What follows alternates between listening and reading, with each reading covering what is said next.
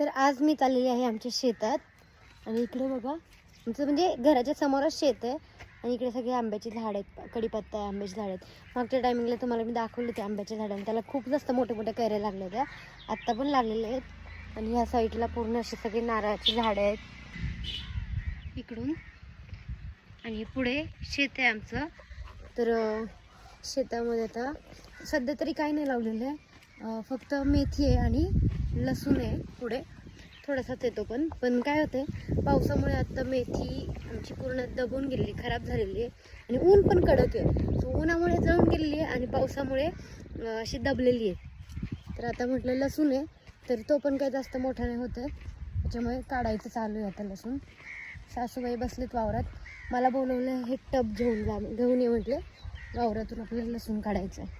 ही बघा, ही आहे मेथी, पण ती जास्त उगवलीच नाही, बऱ्यापैकी ती जळूनच गेली बघा. काय म्हणल्या,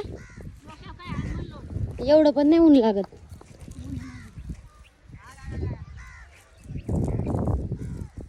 छोटा मोठा वेगवेगळा करताय का एकत्रच टाकताय?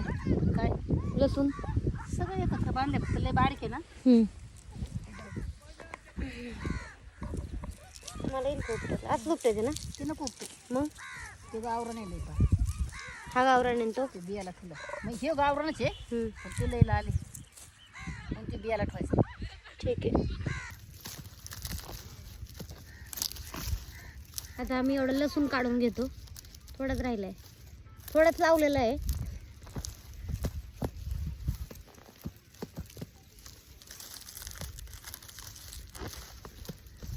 तर अशा प्रकारे एवढा असा लसूण उपटलाय, मी थोडाच उपटलाय, बाकीचं सासूबाईने उपटलाय. आणि हे आता घरी घेऊन चालले आणि याच्या पेंड्या बांधणार आहेत आणि मग वाळून ठेवायचा.